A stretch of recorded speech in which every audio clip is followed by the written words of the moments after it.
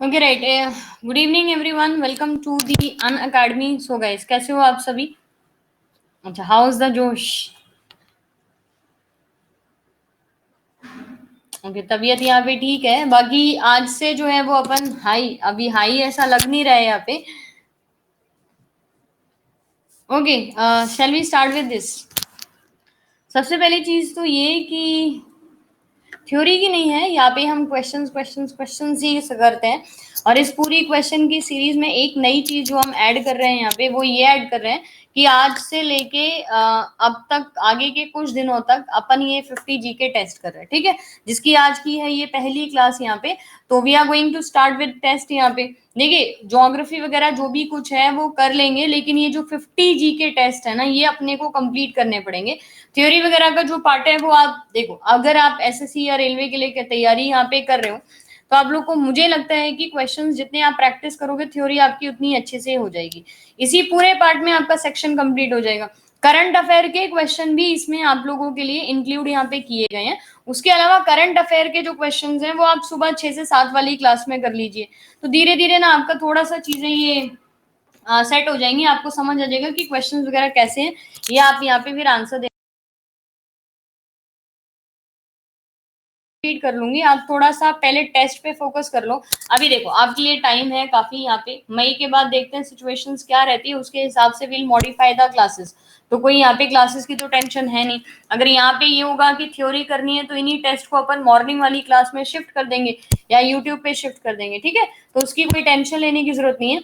मैं यहाँ पे क्वेश्चंस जो है ना, ज्योग्राफी के वर्ल्ड वर्ल्ड वाले तो अपन ने कंप्लीट कर लिए ना। ज्योग्राफी के वर्ल्ड वाले अपन ने कंप्लीट कर लिए। इंडियन ज्योग्राफी को ऑल्टरनेट डेज पे कर लेंगे, या एक दिन आप टेस्ट दे लो, एक दिन ज्योग्राफी कर लो, ऐसे कर लो। या पहले 5 टेस्ट पूरे कंपाइल कर लो, तो टेस्ट सीरीज चला लेते हैं, ज्यादा इंपॉर्टेंट होगी आप लोगों के लिए, ठीक है। चलिए, 50 क्वेश्चंस हैं। ज्यादा किसी भी क्वेश्चन में पोल के अलावा टाइम लगाइएगा मत। जो आंसर्स हैं उनको अलग से डिस्कशन कर लेंगे। तो आज मैं सिर्फ और सिर्फ क्वेश्चंस और उनके आंसर्स कर रहे हैं। ज्यादा टेंशन बिना लिए, मतलब टेंशन बिना लिए इसको जरा करने की कोशिश करिएगा, क्योंकि यहाँ पे सिर्फ और सिर्फ क्वेश्चंस और उनके आंसर्स करने वाले हैं, ठीक है। सिर्फ 15 सेकंड होंगे आपके पास, उसी में क्वेश्चन भी पढ़िए, आंसर करिए फटाफट। सारी चीजें कंपाइल करके बढ़िया से करिए।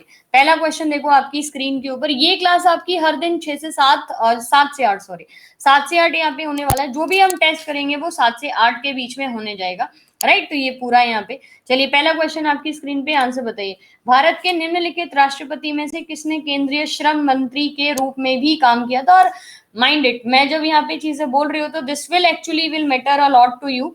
ये टेस्ट जो है ना, अगर आप इसके 50, तो मैं अभी टारगेट 50 करा हुआ है, लेकिन अगर जितने भी टेस्ट यहाँ पे हम करने लग रहे हैं और उसके बाद आप मॉर्निंग वाली क्लास के जो 30 क्वेश्चन और वन लाइनर कर लोगे, I tell you and I bet you कि उसके अलावा आपको जीके में कभी कुछ करने की जरूरत नहीं पड़ने वाली है, एटलीस्ट फॉर एसएससी और रेलवे, है ना। बाकी एग्जाम्स में भी आप लोगों के लिए बहुत अच्छे से रोल प्ले करेगा। तो जस्ट इस वाले टेस्ट को आप ध्यान से दीजिए, शेयर करिए। जीके का ये कंप्लीट है, एक सुबह 6 से 7 वाली क्लास, और एक ये 50 क्वेश्चंस का सीरीज। बाकी थ्योरेटिकल पार्ट की मैं बीच बीच में क्लासेस देते रहूंगी, आपको पीडीएफ भी देते रहूंगी, ठीक है। चलिए, वीवी गिरी करके, बिल्कुल सही। यहाँ पे वीवी गिरी जो है वो प्रेसिडेंट बने थे भारत के। और वीवी गिरी के लिए बोलते हैं कि वीवी गिरी जब बने थे तो इंदिरा गांधी जी काफी ज्यादा इनके वीवी गिरी को लेके प्रेसिडेंशियल कैंडिडेट में इंदिरा गांधी जी के टाइम पे वीवी गिरी जो है वो काम किए थे यहाँ पे, मतलब प्रेसिडेंशियलशिप जो है वो उनकी इंदिरा गांधी जी के टाइम पे थी, ठीक है। वीवी गिरी करके आप याद रखिए, यहाँ पे इंपॉर्टेंट क्वेश्चन, लेबर मिनिस्टर की तरह भी काम किया था। मैक्सवेल जो है वो किसकी इकाई है? तो अभी क्वेश्चन आपके मिक्स रहने वाले हैं। तो एक एग्जाम में जब आप जाते हो तो वहां पे जो माहौल होता है ना, सिंपल वही माहौल आपको यहाँ पे भी याद रखना है। सबसे पहले मैक्सवेल जो है वो किसकी इकाई को बोला जाता है? क्या बात है, ऑल ऑफ दी अबव। मतलब शानदार। मैंने जब अगर ये बोला है कि भाई all of the above maximum question का आंसर होता है, तो टेल मी किसी चीज की यूनिट में आप ऑल ऑफ दी अबव करके आंसर करोगे। ये टेस्ट बहुत ज्यादा इंपॉर्टेंट है, मैं बार बार रिपीट कर रही हूँ, तो इनको थोड़ा सा दिमाग से अच्छे से दीजिए। मैग्नेटिक फ्लक्स याद रखिए, चुंबकीय प्रवाह करके बोलते हैं। मैग्नेटिक फ्लक्स जो है ये इसकी यहाँ पे अपनी यूनिट बोली जाती है। लेट्स सी कौन टॉप 10 में आता है डेली, ठीक है। नेक्स्ट यहाँ पे देखो, who is the first Indian to win the Pulitzer prize. Pulitzer prize किसके लिए दिया जाता है? ये हमेशा जर्नलिज्म के लिए दिया जाता है ना। तो पुलिट्जर प्राइज में पहले भारतीय कौन थे जिनको ये अवार्ड मिला था? प्रिट्जर और पुलिट्जर तीन होते हैं, दो प्राइज होते हैं। पुलिट्जर में जर्नलिज्म वगैरह के लिए, और प्रिट्जर जो है वो दिया जाता है ये अपना आर्किटेक्चरिंग के लिए, तो वो अलग हो गया यहाँ पे। Arundhati Roy, she is a writer, ठीक है। अरुंधति रॉय ये नोवेल वगैरह लिखती हैं, ये जर्नलिज्म इससे अलग होता है। नोवेल राइटिंग और जर्नलिज्म ये दोनों अलग चीजें हैं। गोविंद बिहारी लाल आपको याद रखना है। जो क्वेश्चन नहीं याद है उनको पेपर पेन लिख के, बाद में पेपर पेन लेके वन लाइनर की तरह इनको बना लीजिएगा। पुलिट्जर प्राइज जो है वो सबसे पहले गोविंद बिहारी लाल के द्वारा यहाँ पे इनको मिला था। The compound which contained as both ionic and the covalent bond. इनमें से आपको ऐसा कौन सा कंपाउंड लग रहा है जो कि कोवलेंट और आयनिक बॉन्ड दोनों बनाता है? मेरे ख्याल मुझे क्वेश्चन रिपीट करने की जरूरत नहीं है ना, आप आराम से क्वेश्चन करिए, उसका आंसर बताइए। आंसर थोड़ा दिमाग से करिए, रैंडमली नहीं करिए, बस आंसर करना है इसलिए कर रहे हैं। NaCl never forms the covalent bond, NaCl always forms the ionic bond. Covalent का कोई रोल नहीं है नमक बनाने में, आयनिक बॉन्ड जो है वो यहाँ पे बनता है, राइट। CH4 और H2O3 जो है, ये H2O3 जो है ये हाइड्रोजन बॉन्ड यहाँ पे बनाता है, और CH4 जो है ये आपका कोवेलेंट बॉन्ड बनाता है, राइट। KCN करके याद रखिए, KCN पोटेशियम साइनो नाइट्राइड या साइने नाइट्राइड करके बोलते हैं। बी जो है वो इसका करेक्ट आंसर है। सूरज सिंह, बिल्कुल, बहुत ही बढ़िया, सूरज सिंह बिल्कुल करेक्ट आंसर। अब अगर आप यहाँ पे गलत क्वेश्चन दोगे ना तो आप रैंक में काफी पीछे चल जाओगे, सो प्लीज करके सही से आंसर दीजिए। In which month of 1915 Gandhi, Mahatma Gandhi ji finally return from the South Africa after his successful agitation against the racist regime. 1915 के किस महीने में महात्मा गांधी जी नस्लवादी के खिलाफ एक सफल आंदोलन करने के बाद दक्षिण अफ्रीका से वापस लौटे थे? दीपक भंडारी, बिल्कुल करेक्ट आंसर है। यहाँ पे क्या रहेगा? यहाँ पे जनवरी करके याद रखिए। जनवरी के महीने में 1915 में गांधी जी अफ्रीका से यहाँ से वापस आए थे। जो रेसिस्ट होते हैं या ब्लैक पीपल्स जिनको बोला जाता है, उसके खिलाफ उन्होंने ट्रेन से जब उनको उतार दिया गया था उसके अगेंस्ट में उन्होंने आंदोलन किया था। सूरज, बहुत बढ़िया। The element which form the amphoteric oxide. अच्छा, आपके पास एल्यूमिनियम नहीं लिखा है ना, तो एल्यूमिनियम अगर नहीं लिखा होगा तो आप आंसर क्या करेंगे? ऐसा कौन सा तत्व है जो एम्फोटेरिक ऑक्साइड बनाता है? एम्फोटेरिक ऑक्साइड जो है ना वो यहाँ पे फॉर्म करता है, तो एंटीमनी लिख लें यहाँ पे। एंटीमनी बिल्कुल करेक्ट आंसर होगा। एंटीमनी जो है ये एम्फोटेरिक ऑक्साइड्स बनाता है यहाँ पे, so you have to just remember this. Suraj Singh, बिल्कुल correct answer. Which among the, अच्छा ये क्वेश्चंस रैंडम है, तो यहाँ पे अगर कोई सही आंसर दे रहा है तो ये मुझे थोड़ी सी, मेरे दिल को ये तसल्ली होगी कि ये वाले नहीं है कि हाँ भाई कुछ भी करके बोल दिया या कहीं से देख लिया, ये वाला नहीं है। This is like very pure type. तो यहाँ पे जो आपकी रैंक आएगी वो काफी शानदार और बढ़िया रैंक होगी आपकी, ठीक है। विच among the following is a mature phase Harappan site situated in Rajasthan. इनमें से कौन सी जो हड़प्पा की साइट है वो राजस्थान में सिचुएटेड है? चानुंदारो, नागेश्वर, मंदा, कालीबंगन। अब इसमें एक बात बताओ, अगर आपको, चलो ठीक है मैंने ये मान लिया कि तीन ऑप्शंस नहीं भी पता, पर आपको क्वेश्चन के हिसाब से ये तो पता है कि राजस्थान की जो साइट है वो कालीबंगन है, तो कालीबंगन या कालीबंगा, ब्लैक बेंगल्स के लिए बोला जाता है ये। काली बेंगल्स क्या होगी यहाँ पे? ब्लैक बेंगल्स। तो ब्लैक बेंगल्स के लिए अपन ये डिफाइन करते हैं ना काली चूड़ियां, उसके हिसाब से हड़प्पा की साइड करके ये बोला जाता है। मुस्कान अरोरा, बिल्कुल, Suraj correct answer. Okay right, next question. Who discovered the germ of the malaria, या माइक्रो ऑर्गेनिज्म ऑफ मलेरिया करके बोल सकते हैं। इनमें से जो साइंटिस्ट आपके लिखे हुए हैं उसमें से मलेरिया का जो कीटाणु है वो किसके द्वारा खोजा गया था? आंसर्स पेशेंसली देना है, कामली देना है। ये जो सेट आपका डिजाइन किया गया है ना, ये भैया आपका काफी दिमाग से डिजाइन किया गया है कि एटलीस्ट ये, मैं तो आपसे इतना बोल सकती हूँ कि आप ये 50 का 50 सेट डेली कंटिन्यू करिए, बाकी कोई भी क्लास जो है ना वो ऑप्शनल फॉर्म में रखिए कि भाई ये कर लिया है तो फिर हम दूसरी class let me tell you, इस टाइम पे जो भी मैं टोटल क्लासेस ले रही हूँ ना, यहाँ पे 4 या 5, उनमें 2 इंपॉर्टेंट सबसे क्लासेस हैं। एक साइंस की टेस्ट जो अपन सुबह की क्लास में ले रहे हैं, और दूसरा ये वाला टेस्ट, ठीक है। बाकी जिन लोगों ने सुबह 6 से 7 की क्लास ली है ना, उन लोगों को थोड़ा सा यहाँ पे इंटरेस्टिंग भी लगेगा और समझ भी आएगा। रोनाल्ड रॉस याद रखिए, सूरज अगेन। रोनाल्ड रॉस जो है वो मलेरिया का जो जर्म है उसको खोजा था यहाँ पे। सो रोनाल्ड रॉस। एलिमिनेशन पे जाइए, अगर आप सही आंसर आपको नहीं पता, then go for elimination. De Vries, Mendel, they are not included for the germ of malaria, ठीक है। जिन लोग को आंसर्स में दिक्कत होती है, आप लोग एलिमिनेशन जो रूल है वो फॉलो करिए।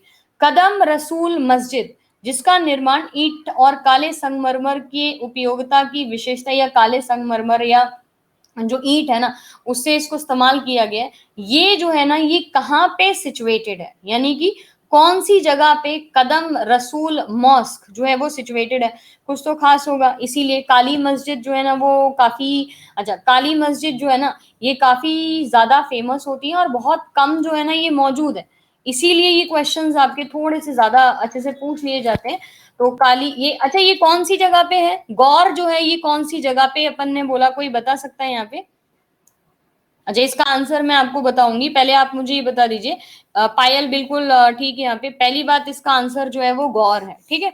आप में से किसी को भी कोई आइडिया है तो जल्दी से मुझे चैट सेक्शन में ये बताइए, ऑफ कर रही हूं मैं, कि ये गौर या कदम रसूल मॉस्क ये कौन सी कंट्री में पड़ती है? गुजरात, वेस्ट बंगाल, मैंने कंट्री बोला तो इंडिया तो बशर्ते आंसर यहाँ पे नहीं होगा। मोहम्मद पैगंबर के हिसाब से ही है ये, और ये जो है ना ये कहाँ पे मौजूद है?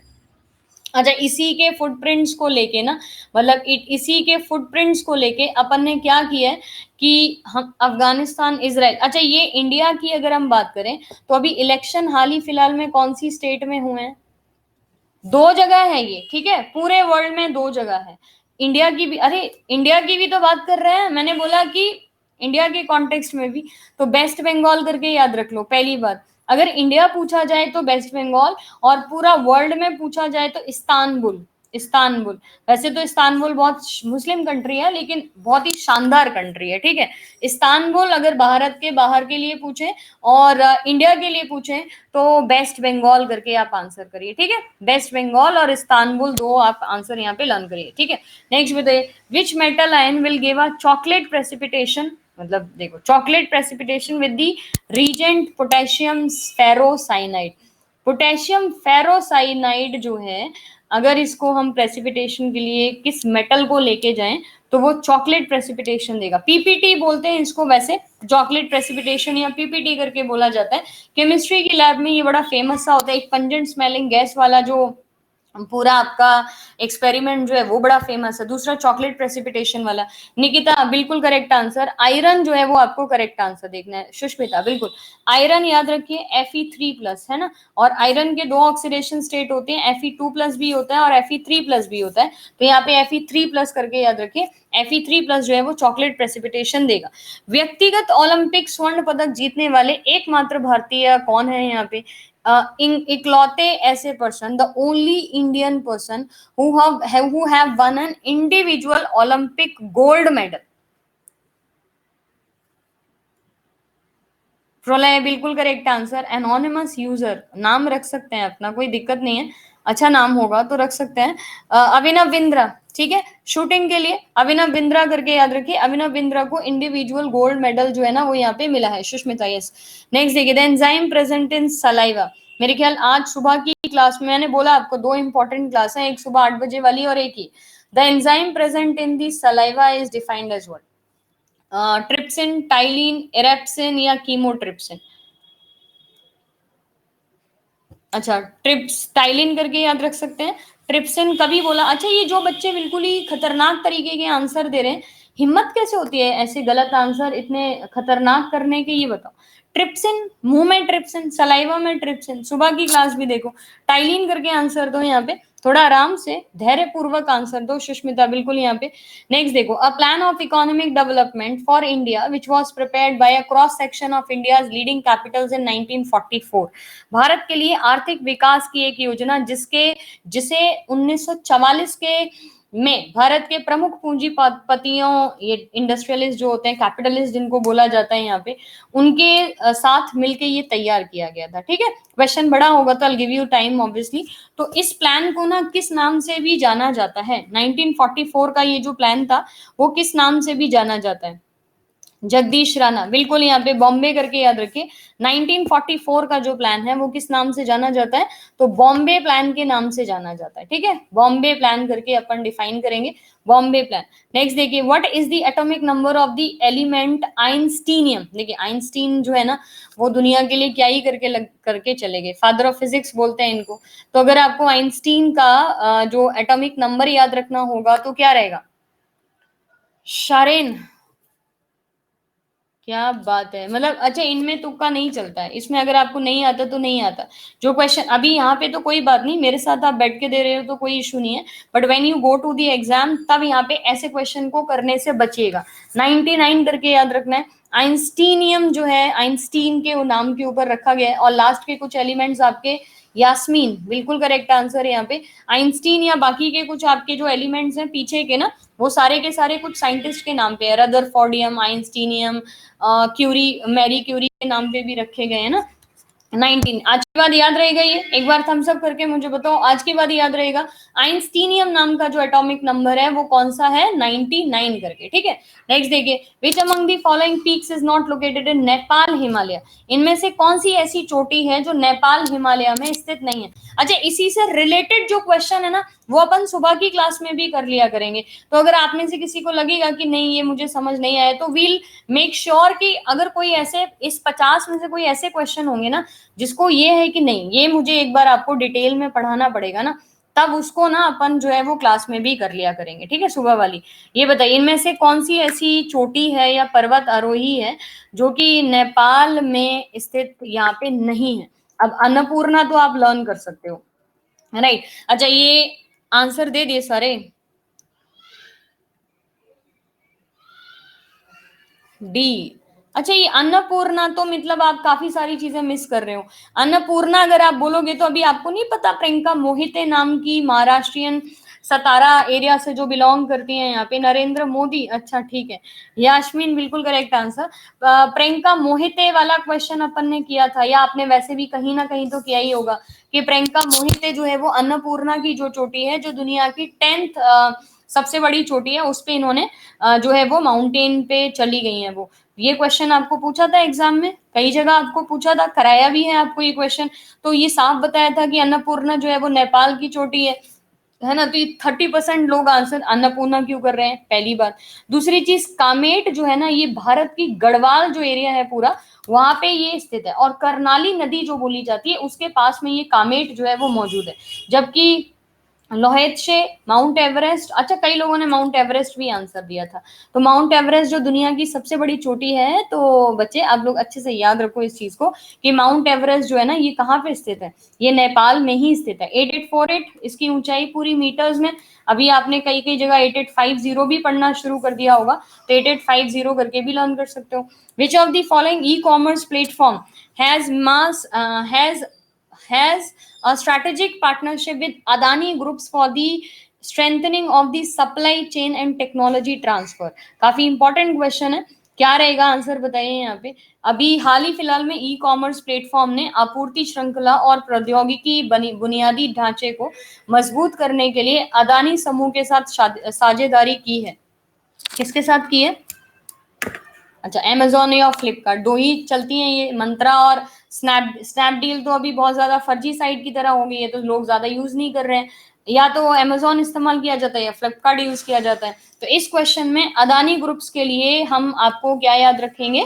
फ्लिपकार्ट करके याद रखिए। ठीक है, सूरज बिल्कुल करेक्ट आंसर, यास्मीन बहुत बढ़िया, फ्लिपकार्ट करके याद रखना है। What is the rank of the Indian passport as per the Henley Passport Index 2021 global ranking? इसमें तो कोई शक किसी को यहाँ पे, काफी क्वेश्चन जो है ना उनके करेक्ट आंसर आने चाहिए। ठीक है, What is the rank of Indian passport as per Henley's Passport Index 2021 global ranking? तो हेनले पासपोर्ट इंडेक्स 2021 वैश्विक रैंकिंग के अनुसार भारतीय पासपोर्ट की रैंक क्या है? 84th। क्या बात है, मुस्कान अरोरा, बिल्कुल करेक्ट आंसर।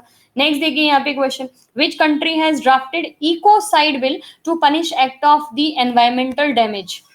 कौन सी कंट्री में हाल ही फिलहाल में इकोसाइड बिल जो है वो लाया है, और एनवायरमेंट में कोई भी डैमेज होगा, जैसे कई सारी कंट्री अभी हाल ही फिलहाल में कई सारे बिल लेके आई है जिसमें से इकोसाइड बिल एक है। जैसे न्यूजीलैंड की बोले तो सिगरेट बैन करने की बात की गई है कि भाई सिगरेट जो है ना वो बढ़िया तरीके से बैन करिए, आप सिगरेट का कोई सवाल ही नहीं है पीने का, ताकि 2025 तक न्यूजीलैंड जो है वो सिगरेट फ्री हो जाए। ऐसी कई सारी चीजें हैं, तो इकोसाइड जो है वो बिल बनाया गया है अगर कोई भी पर्यावरण खराब करेगा, जिसमें कि पानी हवा सारी चीजें आ रही हैं। तो आपको फ्रांस करके आंसर करना है, ठीक है सुमित, बिल्कुल फ्रांस करके आंसर करिए। Next, education ministry education minister है कौन? अपने मन में सोच लो, ठीक है। एजुकेशन मिनिस्टर हैज लॉन्च दुरोकिया series the next generation anti microbial technology develop by which of the institute? तो अभी हाल ही फिलहाल में एजुकेशन मिनिस्टर जो है उनके द्वारा यहाँ पे लॉन्च की गई है एक दुरोकिया तकनीक जिसे कहते हैं। तो ये कौन सी यूनिवर्सिटी या कौन सी आईआईटी के द्वारा इसको लॉन्च यहाँ पे किया गया? एजुकेशन मिनिस्टर सबको पता है ना यहाँ पे कौन है? एचआरडी मिनिस्टर, जो पहले एचआरडी में आ रहे थे, तो रमेश पोखरियाल करके है ना, ये अभी नया क्रिएट किया गया है मिनिस्ट्री ऑफ एजुकेशन करके। अच्छा, इस क्वेश्चन के लिए रोहित बिल्कुल यहाँ पे आईआईटी हैदराबाद याद रखिए। दुरोकिया सीरीज जो है वो आईआईटी हैदराबाद ने यहाँ पे टेक्नोलॉजी जो है वो डेवलप की है। यास्मीन, बिल्कुल correct answer. Which of the country has launch is first ever mega food park and food processing unit in India? इनमें से पहली कौन सी कंट्री है जिसने भारत के अंदर मेगा फूड पार्क जो है वो लॉन्च किया है, और फूड प्रोसेसिंग यूनिट जो है इंडिया के अंदर उसको भी लॉन्च यहाँ पे किया है? क्या रहेगा आंसर यहाँ पे? जल्दी जल्दी जल्दी। अजय, इस क्वेश्चन के लिए नॉलेज है आप लोगों में से कई लोगों को, ठीक है। तो क्या रहेगा यहाँ पे आंसर? बांग्लादेश, इजराइल, इटली और स्पेन। तो आपको इटली करके आंसर करना है। भारत में अभी हाल ही फिलहाल में इटली ने फूड प्रोसेसिंग यूनिट जो है उसको यहाँ पे शुरू यहाँ पे किया, ठीक है। नेक्स्ट देखिए, Indian weight lifter Mirabai Chanu created a new world record in clean and jerk after she lifted how many KG weight? भारतीय भारोत्तोलक मीराबाई चानू ने क्लीन एंड जर्क में नया विश्व रिकॉर्ड बनाया है। उन्होंने कितना किलो का वजन उठाया था मैक्सिमम? 119 किलो, ठीक है। 119 किलो जो है वो मीराबाई चानू के द्वारा उठाया गया था वजन, इसीलिए उन्होंने यहाँ पे वर्ल्ड रिकॉर्ड क्रिएट किया था उस चीज को लेके। सो ऑन दैट नोट याद रखिएगा। नेक्स्ट देखिए, विच of the following state government has issued N order revoking the ESMA in the time of the Covid situation? निम्नलिखित में से किस राज्य सरकार ने कोविड की स्थिति में ESMA को लागू करने का आदेश जो है वो जारी किया है? दिल्ली। अच्छा, दिल्ली अभी न्यूज में आ रहा है इसलिए दिल्ली आंसर कर दिया कई सारे क्वेश्चन लोगों ने। छत्तीसगढ़ जो है वो आपका करेक्ट आंसर होगा, ठीक है। हिमांशु शेखर, बिल्कुल छत्तीसगढ़ करके आंसर याद रखिए। भावे बत्रा, बिल्कुल none the rank one, yes, Chhattisgarh करके। नेक्स्ट देखिए, the Indian farmers fertilizer cooperative limited, जिसको हम इफ्को के नाम से जानते हैं, ये अभी ऑक्सीजन प्लांट जो है वो सेटअप करने की बात कर रहा है, ठीक है। कौन से राज्य में ये सेटअप करेगा ये आपको बताना है, क्योंकि आपको पता है ऑक्सीजन की जो कमी है वो यहाँ पे बहुत ज्यादा चल रही है। तो भारतीय किसान उर्वरक सहकारी लिमिटेड निम्नलिखित में से किस राज्य में ऑक्सीजन संयंत्र जो है वो स्थापित यहाँ पे करने वाला है? तो गुजरात करके याद रखिए। गुजरात जो है ना वो आपका करेक्ट आंसर। सूरज कुमार माही, बिल्कुल करेक्ट आंसर यहाँ पे गुजरात। नेक्स्ट देखिए, भारतीय जीवन बीमा निगम LIC ने अपने डिजिटल भुगतानों को सुविधाजनक बनाने के लिए घरेलू भुगतान खिलाड़ी को नियुक्त किया। अब खिलाड़ी मतलब जो यहाँ पे एक रोल प्ले करेगा इंपॉर्टेंट, और भारत में काफी कॉमन है ये जो हम यहाँ पे आंसर कर रहे हैं। बताइए, LIC ने किसके साथ हाल ही फिलहाल में टाई अप किया है ताकि अच्छे से जो पेमेंट वगैरह करनी है वो की जा सकती है आराम से? बताइए। अच्छा, काफी चीजें आप लोग को लर्न करनी पड़ेंगी। आप में से मैक्सिमम लोग जो है वो मैक्सिमम क्वेश्चंस के आंसर ना गलत दे रहे हो। पेटीएम जो है वो इसका करेक्ट आंसर है। LIC ने अभी हाल ही फिलहाल में पेटीएम के साथ साझेदारी की है, जहाँ पे पेमेंट्स वगैरह जो है LIC के लिए भी की जा सकती हैं, ठीक है। वैसे तो आपको पता ही है कि पेटीएम पे आप टाटा स्काई और इन सब के जो कर सकते हो यहाँ पे जो पेमेंट है, तो अभी यहाँ पे LIC भी जुड़ गया है। निम्नलिखित में से किस बैंक ने प्रबंध निदेशक और सीईओ के रूप में मुरली एम नटराजन की पुनः नियुक्ति के लिए भारतीय रिजर्व बैंक से अनुमोदन प्राप्त किया है। आरबीआई ने अभी, अच्छा इसी चीज पे रिलेटेड आप याद रखिए, एमडी एंड सीओ की अगर हम बात करेंगे तो आरबीआई ने कैपिंग कर दी है कि भाई 15 साल से ज्यादा जो है ना कोई भी यहाँ पे जो है नहीं बन पाएगा, और उसका जो एज होना चाहिए वो 70 क्रॉस नहीं होना चाहिए ना। तो 15 साल से ज्यादा का टेन्योर पूरा नहीं हो पाएगा और एज जो है वो 70 क्रॉस नहीं होना चाहिए। आरबीएल बैंक याद रखिए यहाँ पे, और एम नटराजन की पुनः नियुक्ति के लिए, that is to reappoint Murli M Natarajan, RBL bank करके आप लोगों को याद रखना है, ठीक है यास्मीन। नेक्स्ट देखिए, who amongst the following has launched the startups India seed fund scheme. देखिए स्टार्टअप्स क्या होते हैं, स्टार्टअप्स होते हैं छोटे मोटे जो भी काम वगैरह है वो किसी एक मार्जिनल सेक्शन या कम्युनिटी के द्वारा खोले जाते हैं, और ये स्टार्टअप सेक्शन जो है ना ये प्रमोट करता है किसी एक पर्टिकुलर एरिया को, और काफी अच्छे से इसमें गवर्नमेंट जो है वो पैसा लगाती है रफ्तार के तहत। मेक इन इंडिया जो प्रोजेक्ट था भारत का शेयर वाला, तो उसके तहत जो है ना ये यहाँ पे प्रोजेक्ट जो है वो लगाती है। तो पीयूष गोयल जी याद रखिए, इंडियन सीड फंड स्कीम में पीयूष गोयल जी के द्वारा यहाँ पे जो है ना स्टार्टअप स्टार्ट किया है। यास्मीन बिल्कुल correct. Noted Bengali poet, Bengal के बारे में क्वेश्चन आपको पूछे ही जाएंगे जब यहाँ से चल रहा है सारी चीजें। शंखा Ghosh has passed away following COVID-19 complications. He got Jnanpith Award in which year? तो सबसे पहले तो ये याद रखिए भाई, यहाँ पे क्वेश्चन में ही काफी सारे क्वेश्चन छुपे हुए हैं कि पोएट थे ये, आपसे पूछ सकते हैं कि शंखा घोष जो है ना वो कौन थे, शंख घोष तो पोएट थे ये, ठीक है। और इनको कौन सी साल में जो है वो ज्ञानपीठ अवार्ड जो है या ज्ञानपीठ अवार्ड जो है वो भारत का सबसे बड़ा अवार्ड होता है, कौन सा, लिटरेचर का। तो लिटरेचर में, साहित्य में सबसे बड़ा अवार्ड जो दिया जाता है वो ज्ञानपीठ में दिया जाता है। और पहली बार ये ज्ञानपीठ पुरस्कार जो है वो कब दिया गया था या किसको दिया गया था, तो जी शंकर कुरूप करके याद रखना है, मलयालम भाषा में। अभी हाल ही फिलहाल अच्युतम अच्युतम नामधारी, इनको भी मलयालम भाषा के लिए ही मिला है, तो 2016 करके आप लोग को याद रखना है। सुमित बिल्कुल करेक्ट आंसर। नेक्स्ट क्वेश्चन आपकी स्क्रीन पे यहाँ पे, Priyanka Mohite has become the first Indian women to scale. ये आंसर गलत किया ना तो मतलब you are not answering in senses. तो अगर ये क्वेश्चन में गलत हुआ तो फिर मतलब आप सुन ही नहीं रहे मेरी बात को ना, और ये गड़बड़ हो जाएगा आपका। बताइए, Priyanka Mohite has become the first Indian women to scale which of the following mountain range recently. Priyanka Mohite हाल ही में निम्न में से किस पर्वत श्रृंखला तक पहुंचने वाली पहली भारतीय महिला यहाँ पे बन गई है?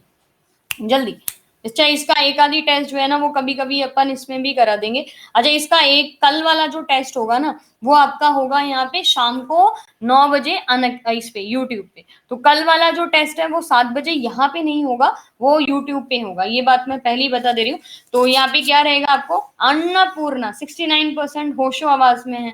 अच्छा माउंट किलिमंजारो पे उन्होंने किया है, लेकिन यहाँ पे आपको कुछ लिखा है ना, first Indian women to scale which of the mountain recently. Kilimanjaro जो लोग बोल रहे हैं वो बोल सकते हैं कि भाई किलिमंजारो पे भी तो उन्होंने चढ़ाई की है, लेकिन भाई किलिमंजारो पे उन्होंने माउंट रिसेंटली थोड़ी की है, वो तो पुरानी बात है। तो माउंट एवरेस्ट, प्रलय पात्रा बिल्कुल करेक्ट आंसर। नेक्स्ट देखिए आपकी स्क्रीन पे question, which among the following armed forces has established a water sports and adventure institute WSAI near Tehri Dam? बड़ा ही सिंपल सा क्वेश्चन है। SS देशवाल इसके हेड है, और जब अपन ने ये न्यूज डिस्कस की थी तभी भी अपन ने बोला था कि भाई SS देशवाल जी जो है ना वो यहाँ पे इंपॉर्टेंट रोल जो है ना वो प्ले करने वाले हैं, ठीक है। तो उसके कॉन्टेक्स्ट में लर्न कर सकते हैं। यहाँ पे क्या रहेगा, ITBP लिख लें, Indo Tibetan border police, SS Deswal ji है ना, वो यहाँ पे इसके यहाँ पे अपने हेड करके डिफाइन करे जाते हैं। तो जॉनी, अच्छा नाउ जॉनी हैज अपीयर्ड, अब जॉनी सारे आंसर्स देगा, बिल्कुल सही है ना। Australia has announced a grant of rupees dash under the Indo Pacific ocean initiative, है ना, बड़ा इंपॉर्टेंट क्वेश्चन है, याद रखिए। अभी भारत जो है वो कई सारे जो यहाँ पे कंट्रीज हैं उनके साथ साझा कर रहा है कई चीजों को लेके, कई सारे यहाँ पे टाइज हो रहे हैं, बहुत सारी चीजें चल रही है ना। तो अगर ऑस्ट्रेलिया की बात करें तो अभी ऑस्ट्रेलिया जो है वो इंडिया का काफी अच्छा फ्रेंड जो है वो निकल के आ रहा है। तो 81.2 मिलियन, याद रखिए 81.2 मिलियन का पूरा ग्रांट जो है वो यहाँ पे ऑस्ट्रेलिया ने साझा किया है भारत के साथ, किसके लिए, इंडो पैसिफिक ओशन इनिशिएटिव के लिए, ठीक है। सूरज सिंह बिल्कुल करेक्ट आंसर। नेक्स्ट क्वेश्चन आपकी स्क्रीन पे कुछ आवाज आ रही है बट आप क्वेश्चन देख के आंसर करते रहिए ना। State dash states that For a solution of volatile liquid, the partial vapor pressure of each component of the solution is directly proportional to the mole fraction. अगर वाष्पशील तरल की अगर हम बात करते हैं तो वाष्पशील तरल के अंदर उसका जो वेपर प्रेशर होगा वो उसके डायरेक्टली प्रोपोर्शनल होगा नंबर ऑफ मोल्स फ्रैक्शन के। ये कौन सा लॉ है?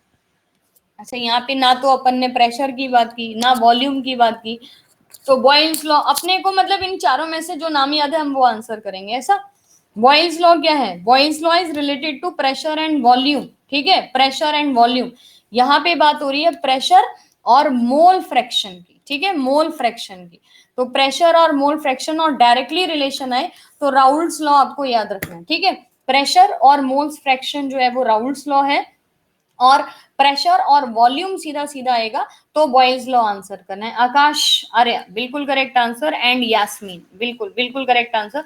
नेक्स्ट क्वेश्चन देखिए, jellyfish is a type of the animal, right. अब ये जेलीफिश जो है वो कौन से फाइलम को बिलोंग करती है? मंडे से soon we are going to start with biology class Unacademy पे 6 से 7, तो वो चीजें आप एक बार फॉलो कर सकते हो। आरिफ अहमद बिल्कुल, जेलीफिश जो है वो किसका फाइलम, कौन सा फाइलम का एग्जाम्पल है? तो फाइलम निडेरिया करके याद रखिए। अच्छा जेलीफिश, अच्छा फाइलम निडेरिया और टीनोफोरा, टीनोफोरा और निडेरिया, अच्छा सिलेंट्रेटा। कोई इसको सी जो आंसर कर रहा है ना वो टीनोफोरा को सिलेंट्रेटा ना समझे, निडेरिया और सिलेंट्रेटा। अच्छा ऐसा कंफ्यूजन हो सकता है, मतलब ऑन अ सिंगल एक बार देखने पे ऐसे कंफ्यूजन हो सकते हैं। टीनोफोरा ऐसा ही लग रहा है ना, निडेरिया और सिलेंट्रेटा को जेलीफिश और हाइड्रा जो है वो बिलोंग करता है, राइट। नेक्स्ट देखो, blood cell do not shrink in blood. अगर देखो ब्लड को अपन ब्लड सेल्स को अपन बाहर रखेंगे तो वो श्रिंक हो जाएगा, सिकुड़ जाएगा, लेकिन ब्लड के अंदर यानी कि खून के अंदर रक्त कोशिकाएं जो है ना वो सिकुड़ती नहीं है। क्यों? कैसा सोल्यूशन है वो? इसलिए निकिता, ऐसे क्वेश्चन में जहां पे कोई भी फर्क नहीं पड़ता है ऑलवेज गो फॉर व्हाट। जैसे यहाँ पे आरबीसी है, इस ये ब्लड में घूम रही है, तो ना तो ये फूल रही है ना सिकुड़ रही है। क्यों? क्योंकि देखो ये सॉल्यूशन जो है ना वो आइसोटोनिक है। कैसा है? आइसोटोनिक। निकिता बिल्कुल करेक्ट आंसर। नेक्स्ट देखो, यहाँ पे मैच करना है आपको लिस्ट में ionic bond, double bond, covalent bond और कोऑर्डिनेट। आप आराम से देख लो पहले, CaCl2 CH4 CH CL3 NH4 Cl। Important है, इजी है, दिक्कत नहीं है, आराम से आंसर करने की कोशिश करिए कि कहाँ पे कोऑर्डिनेट बॉन्ड हो रहा है, कहाँ पे को। देखिए आयनिक बॉन्ड हो गया जब आयंस को ट्रांसफर किया जाता है इलेक्ट्रॉन्स को, डबल बॉन्ड जब आपने एल्कीन वाली सिचुएशन जो है वो ला दिया, ठीक है। कोवेलेंट बॉन्ड जब आपने क्या कर दिया, शेयरिंग कर दिया, और कोऑर्डिनेट बॉन्ड जो होते हैं जब आपने उसको कंप्लीटली बाइंड अप कर दिया अपने साथ। ठीक है, पढ़ लिया सबने क्वेश्चन? बहुत ही शानदार सा क्वेश्चन है और उससे भी शानदार जवाब है इसका। सबसे बड़ी बात ये, जितना ये क्वेश्चन शानदार है ना उससे शानदार इसका ना जवाब है। क्या रहेगा यहाँ पे? सूरज बिल्कुल करेक्ट आंसर, एंड 41%, बहुत ही बढ़िया। बिल्कुल ये सामने सामने मैच कर रहे हैं। मैंने बोला जब क्वेश्चन बड़ा या मुश्किल लगे तो उसका आंसर देना उतना ही इजी होता है। सो CaCl2 ionic bond, C2H4 double bond, और कुछ नहीं आता ना तो ये तो पता ही है कि C2H4 डबल बॉन्ड बनाता है, और ये कार्बन के साथ जो है ना ये हमेशा कोवेलेंट बॉन्ड बनेगा। तो अगर आपको बी और सी क्लियर थे तो आप आंसर आराम से दे सकते थे। एलिमिनेशन राउंड, एलिमिनेशन पे जाइए, सबसे बड़ा होता है एलिमिनेशन। एलिमिनेशन में ना आपको कभी क्वेश्चन का आंसर गलत नहीं होगा। गुरुत्वाकर्षण के रिस्पॉन्स में पौधे के भाग की गति को क्या बोलते हैं? मान लीजिए कि ग्रेविटी की वजह से रूट्स जो है ना वो नीचे जा रही है ना। देखो दो चीजें होती हैं, स्टेम जो है वो ऊपर जाती है तो वो किसकी वजह से? फोटोट्रॉपिज्म की वजह से। लेकिन अगर ग्रेविटी की वजह से जा रही है तो अपन उस चीज को क्या बोलते हैं? रिस्पॉन्स टू ग्रेविटी को बोला क्या जाता है? हाइड्रोट्रॉपिज्म कहां से आंसर हो गया? जियोट्रॉपिज्म। जियोट्रॉपिज्म जो है वो ग्रेविट पृथ्वी की तरफ जा रहा है ना, तो रूट्स पृथ्वी की तरफ जाती हैं, तो उसके लिए अपन यहाँ पे डिफाइन करेंगे। तो आपको यास्मीन बिल्कुल करेक्ट आंसर। नेक्स्ट देखो, the plane mirror are inclined at an angle X to each other, और जो फर्स्ट मिरर है वो पैरेलल है सेकंड मिरर के, reflected from the second mirror parallel to the first mirror, the value of X. अच्छा simple सा question है, अगर दो मिरर जो है ना वो एक एंगल पे रखे हुए हैं टू वन एनदर, ठीक है, रे ऑफ लाइट जो है इंसिडेंस की वो पहले पे पड़ रही है जैसे पहले दर्पण का प्रकाश जो है ना, उसकी जो किरण है वो दूसरे दर्पण पे पड़ रही है, और पहले दूसरे दर्पण की जो प्रकाश है वो समानांतर रूप में परिवर्तित हो रही है, यानी कि पैरेलली जा रहा है। तो इस कंडीशन में वो शीशे जो रखे होंगे ना, वो एक दूसरे के साथ कैसे रखे होंगे, मतलब किस एंगल पे रखे होंगे, दो शीशों को आप किस एंगल पे लगाओ कि दोनों का जो प्रकाश है वो एक दूसरे में पैरेलल हो जाए, ये वाला जो अपन ने फॉर्म किया। इस क्वेश्चन का जब भी आंसर आपसे पूछा जाता है ना, अच्छा मैंने ऑप्शन ही पोल ही नहीं क्रिएट किया, चलिए यहाँ पे बता दीजिए, पोल में बता दीजिए। आकाश आर्य 45 डिग्री नहीं लिखते, 45 डिग्री नहीं लिखते, 45 डिग्री में रिफ्लेक्शन जो है वो पैरेलल नहीं होता है। इंसिडेंस रे अगर पैरेलल हो जाती है दोनों कंडीशन में, तब हमेशा जो एंगल इस्तेमाल किया जाता है ना, वो 60 डिग्री का एंगल यहाँ पे इस्तेमाल किया जाता है, ठीक है, 60 डिग्री का angle. According to the Newton's law of motion, Newton's law of cooling, the rate of cooling of the body is proportional to what, Newton का शीतलन का नियम के अनुसार किसी शरीर को ठंडा होने की जो दर होती है ना, वो हमारे किस रिस्पॉन्स में होती है। क्वेश्चन का आंसर बहुत आसान है, एलिमिनेशन कर दीजिए, आप 1 सेकंड में आंसर दे पाएंगे। तेजस बिल्कुल करेक्ट आंसर। न्यूटन की शीतलन यानी कि न्यूटन लॉ ऑफ कूलिंग जिसे हम बोलते हैं, शरीर अगर आपका ठंडा हो गया है तो वो कैसे है, हमेशा सराउंडिंग के एटमॉस्फेयर में। बाहर गर्मी है तो अपना बॉडी का जो टेम्परेचर होगा या किसी भी बॉडी का टेम्परेचर जो है वो हो जाएगा सेम, और अगर बाहर जो है वो नॉर्मल ठंडा है तो बॉडी भी ठंडी हो जाएगी। तो ये तो बड़ा सिंपल सा आंसर था। तेजस बिल्कुल करेक्ट आंसर। नेक्स्ट देखिए, when there is no external force, बाहर से कोई बल नहीं लगाया जा रहा है, तो लिक्विड जो ड्रॉप होती है ना, वो जमीन पे जब गिरती है तो उसकी जो शेप होती है वो कैसे आती है बताइए। जब कोई भी बाहर बल नहीं लग रहा है तो ड्रॉप का जो आकार है ना, वो निम्नलिखित में से किसके द्वारा निर्धारित किया जाएगा। इस क्वेश्चन में क्वेश्चन कितना ही मॉडिफाई करके दिया हो, answer surface tension of the liquid रहेगा, ठीक है। तरल की सतह का जो तनाव होता है उसके हिसाब से हम बोलते हैं, सरफेस टेंशन करके अपन डिफाइन करते हैं। सूरज सिंह माही बिल्कुल। A liquid will not wet the surface of solid if the angle of the contact is, एक कोई भी लिक्विड जो है यदि संपर्क का कोण डैश है तो तरल ठोस की सतह को गीला नहीं करेगा। शानदार शानदार सा क्वेश्चन है, इससे पहले करा है आपने कभी भी ये क्वेश्चन, बताओ। अ लिक्विड विल नॉट, सरफेस को गीला ही नहीं करेगा अगर लिक्विड जो है ना वो किस एंगल से यहाँ पे गिरा है with respect to the surface. तो आप याद रखिए, जब भी कोई लिक्विड का ड्रॉप होता है ना, वो अगर ऑब्ट्यूस एंगल में गिरता है, ऑब्ट्यूस क्या होता है, ग्रेटर देन 90, ठीक है। तो अगर वो सतह के साथ ऑब्ट्यूस एंगल बना के गिर रहा है ना, तो कभी भी जो सरफेस होगा ना सॉलिड का, वो कभी भी यहाँ पे क्या करेगा, उसके साथ वो गीला उसको करेगा ही नहीं, ठीक है। ये कॉन्टेक्स्ट जो है वो वाटर की या उसके कॉन्टेक्स्ट में अपन बोलते हैं यहाँ पे, जैसे अपना जो वाटर ड्रॉपलेट्स या मरकरी ड्रॉपलेट्स जो होती हैं उसके हिसाब से ये क्वेश्चन दिया जाता है। Pressure at any point of a liquid increases with, तरल के किसी भी बिंदु पे दबाव जो है डैश के साथ बढ़ता है। अगर आप लिक्विड की बात कर रहे हो और लिक्विड में मैं बोलूं कि लिक्विड पे जो प्रेशर जो है ना वो इंक्रीज होगा, किसके साथ इंक्रीज होगा, ग्रेविटी के साथ, डेंसिटी के साथ, सरफेस जो है उसकी डेप्थ के साथ या गहराई के साथ, या ऑल ऑफ दी अबव। अच्छा इसमें थोड़ी स्मार्टनेस दिखा सकते हैं, ऑल ऑफ दी अबव जो है आंसर कर सकते हैं। सूरज बिल्कुल करेक्ट आंसर। देखो 50 क्वेश्चन जब कंप्लीट करने हैं ना 50 मिनट के अंदर, तो पॉइंट इज दिस कि आप लोग को आंसर्स थोड़े से तरीके से देने पड़ेंगे। Pressure at any point of a liquid increase करके बताना, तो ग्रेविटी की वजह से किसी भी चीज पे प्रेशर, लिक्विड पे प्रेशर इंक्रीज हो जाता है, डेंसिटी भी लिक्विड की बढ़ जा रही है, डेप्थ जो है पॉइंट का फ्री सरफेस का वो भी इंक्रीज हो जाएगा, and all of the above तो आ ही गया है यहाँ पे। अच्छा ये बताइए, an electron and a proton starting from the rest, ध्यान से, ठीक है, an electron and a proton starting from the rest get accelerated through potential difference of 100 kilo volt करके, the final speed of the electron and proton VE और VP respectively क्या होगी। आपको कभी ऐसा लगता है कि जो हमारे प्रोटॉन और इलेक्ट्रॉन जो है ना उनकी स्पीड में कोई अंतर होता है। ये अगर आपने एक बार भी में से केमिस्ट्री पढ़ी होगी ना, तो बिना इस क्वेश्चन की आइडेंटिटी के अलावा आप इस क्वेश्चन को शानदार आंसर कर सकते हो, अगर आपको ये पता है कि स्पीड ऑफ इलेक्ट्रॉन और प्रोटॉन जो है वो इन किस तरीके से ना आपकी प्रोपोर्शनल होती है। स्पीड ऑफ इलेक्ट्रॉन और प्रोटॉन। अच्छा शानदार, इस क्वेश्चन का only 27% correct answer.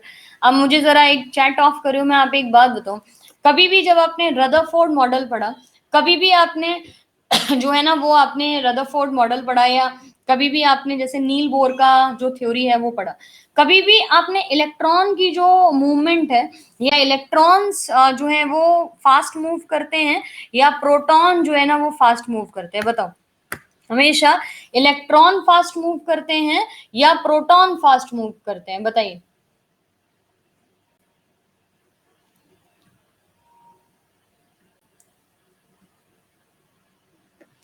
Electron fast move, मैं आपसे एक जनरल चीजें पूछ रही हूँ ना, इलेक्ट्रॉन फास्ट मूव करते हैं या proton? Do proton moves at their place? नहीं, प्रोटॉन मूव करते हैं क्या? प्रोटॉन जो है वो न्यूक्लियस के अंदर रहते हैं, प्रोटॉन और न्यूट्रॉन। हमेशा याद रखिए भाई, प्रोटॉन स्थिर होता है, प्रोटॉन जो है वो कांस्टेंट होता है, जो चीज मूव करती है वो इलेक्ट्रॉन मूव करता है। तो कई बार ना आप क्वेश्चन जो है ना वो याद रखिए यहाँ पे कि क्वेश्चन जो है उसके हिसाब से करना है और चीजें आपको कंप्लीट करनी है। भैया इस क्लास में अब आपके टेस्ट ही होंगे, जो भी होगा टेस्ट ही होगा, चाहे ज्योग्राफी का टेस्ट हो चाहे जीके का टेस्ट हो, टेस्ट ही होगा, इतना आप समझ लीजिए। कल की क्लास में 7 से 8 वाली में अपन ज्योग्राफी, इंडियन ज्योग्राफी का टेस्ट करने वाले हैं, और ये वाला जो टेस्ट है वो यूट्यूब पे होगा। तो चीजें मैनेज करिए, पहले आप एक बार समझिए तो कैसे चीजें पढ़ी जाती हैं। यहाँ पे आपको थर्ड आंसर करना है, यानी कि जो इलेक्ट्रॉन की वेलोसिटी है वो प्रोटॉन की वेलोसिटी से कई गुना ज्यादा होती है, ठीक है। If an object execute 10 oscillation पर सेकेंड, तो उसका फ्रीक्वेंसी किलो हर्ट्ज में कितना मेजर किया जाता है? 10 ऑसिलेशन पर सेकेंड, ठीक है। 10 ऑसिलेशन, अगर कोई भी चीज है जो 10 ऑसिलेशन पर सेकेंड कर रहा है, तो आप मुझे बताइए कि फ्रीक्वेंसी आप मेजर कैसे करोगे? Time is indirectly proportional to the frequency. मैंने आपको हिंट दे दिया, अब आप आंसर बता दीजिए। Time is indirectly proportional to the frequency. देखिए थियोरिटिकल पार्ट जो है वो आपके लिए तभी फायदेमंद होगा जब आप क्वेश्चंस वगैरह ना तरीके से करोगे। ऑन दैट कॉन्ट्ररी, आप एक बार क्वेश्चन शानदार तरीके से पढ़ लीजिए सारे के सारे, और बीच बीच में ऑल्टरनेट डेज पे ना हम जो थ्योरी का पार्ट है वो भी करते रहेंगे। जो चल रहा था ना ज्योग्राफी वाला सेक्शन, वो भी मैं आपको कराती रहूंगी। पर बीच बीच में आपको पता भी तो होना चाहिए ना कि 50 में से आपको नंबर कितने आ रहे हैं। बस पढ़े ही जा रहे हैं, उससे तो नहीं होता है ना। यहाँ पे 1/10 करना पड़ेगा, तो 0.01 जो है वो आपका फ्रीक्वेंसी आ जाएगा, विच इज यहाँ पे थर्ड आपका करेक्ट आंसर है यहाँ पे ना, सी। यास्मीन बिल्कुल। अच्छा ये बताइए, मिलिकन्स ऑयल ड्रॉपलेट एक्सपेरिमेंट में the oil drop is subjected to such forces whose nature does not fall under the category of. Millikan के तेल ड्रॉप का जो प्रयोग उनके द्वारा किया गया था, मिलिकन्स ने यहाँ पे जो एनर्जी और मास का या इलेक्ट्रॉन की जो मूवमेंट है उसको निकाला था यहाँ पे, है ना। तो अगर जो ड्रॉप है वो फोर्सेस के हिसाब से नहीं आ रही है, तो आप उसको क्या बोलोगे? Whose nature does not fall under the category of. तो मैग्नेटोस्टैटिक करके याद रखिए, इस क्वेश्चन का आंसर मैं बता देती हूँ, आप लर्न करिएगा। मिलिकन्स ऑयल ड्रॉप, मिलिकन्स ने इलेक्ट्रॉन का जो मास और चार्ज होता है ना उसको आइडेंटिफाई किया था, और इनका जो ये फोर्स है या ये जो नेचर है ना, ये किस कैटेगरी में फॉल नहीं करता है? तो मैग्नेटोस्टैटिक करके आप लोग को आंसर करना है, आरिफ, ठीक है। If the size of the nucleus of an atom is compared with a cricket ball, ठीक है, अगर आप न्यूक्लियस का साइज जो है वो मान के चलिए कि क्रिकेट बॉल जैसा है, तो then the radius of the atom is approximately equal to how many kilometres? बड़ा एक ये इसको जब कभी भी ना जब आपसे कोई भी एटम एक्सप्लेन किया जाता है तो यही एग्जांपल लिया जाता है। आईपीएल हो गया है कैंसल, है ना। तो अब जरा ऐसे क्वेश्चन के आंसर करिए। If the size of the nucleus of an atom is compared with the cricket ball, तो न्यूक्लियस जो है ना वो एटम जो है वो क्रिकेट बॉल की तरह हो गया। तो एटम का रेडियस कितने किलोमीटर्स में अपना यहाँ पे डिफाइन किया जाएगा? मेरे ख्याल क्वेश्चन आप समझ गए हो। तो इलेक्ट्रॉन जो पूरा एटम जो है ना ये अपना, ये कितने किलोमीटर्स में फैला हो सकता है? अगर ये क्रिकेट बॉल है न्यूक्लियस, तो जो पूरा का पूरा एटम होगा वो कितने किलोमीटर्स में फैला होगा? यहाँ पे 5 किलोमीटर, ठीक है मोहम्मद सामिर, बिल्कुल। ये क्वेश्चन हमेशा याद रखना, ये क्वेश्चन एज इट इज आएगा और वैल्यू आपकी 5 करके ही दी जाएगी, ठीक है, 5 करके ही यहाँ पे दी जाएगी। तो बिल्कुल, the time period of the pendulum depends on, बताइए। ये तो इजी क्वेश्चन है। पेंडुलम का जो टाइम पीरियड होता है या पेंडुलम की जो मूवमेंट होती है वो एग्जैक्टली किस चीज पे डिपेंड करती है? बड़ा इजी क्वेश्चन है।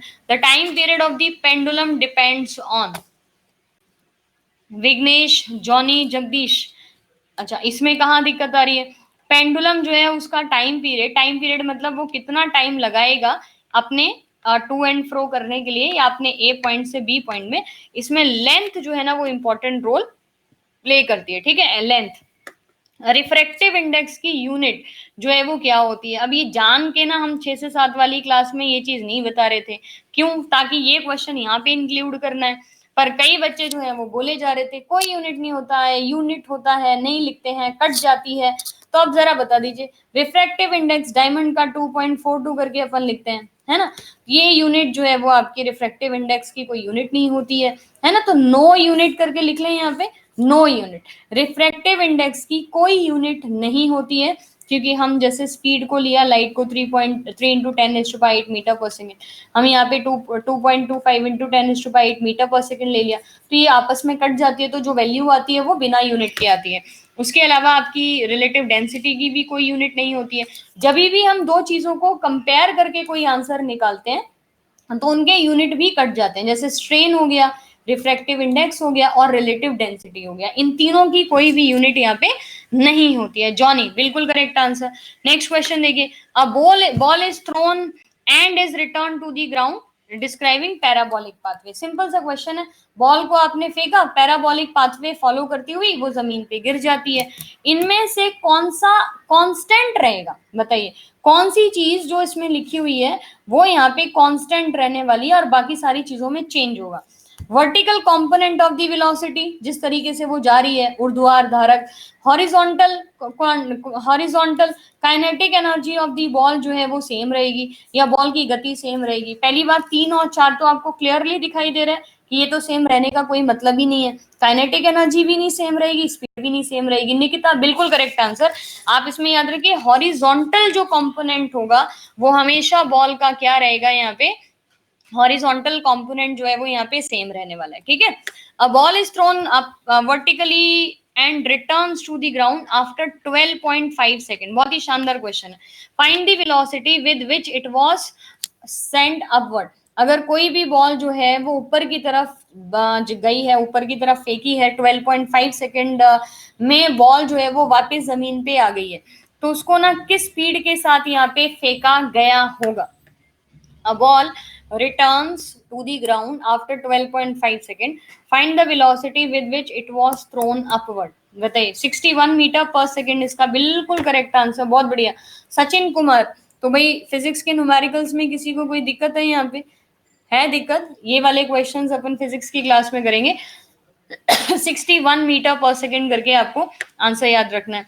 If a bulb of 50 watt consume the energy of 1000 joules, right, एक बल्ब है जो 50 वॉट का है और 1000 जूल जो है ना वो एनर्जी इस्तेमाल करता है, तो कितनी देर जो है ना वो बल्ब जो है वो जलेगा? How much time the bulb will glow?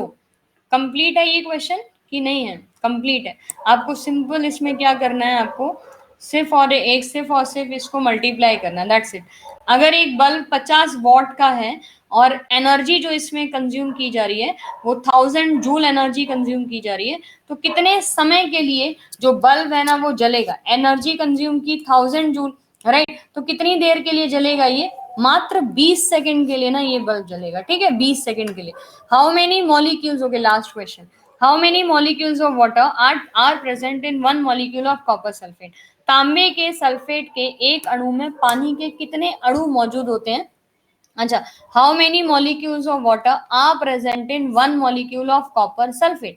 CuSO4 अपन बोलते हैं। अब ये क्वेश्चन पूछने की कोशिश क्या कर रहा है? आपने नीला थोता सुना है, ब्लू विट्रियोल जिसको बोलते हैं, ठीक है, तो ब्लू विट्रियोल के हिसाब से ये क्वेश्चन है, ब्लू विट्रियोल के हिसाब से क्वेश्चन पूछा गया है।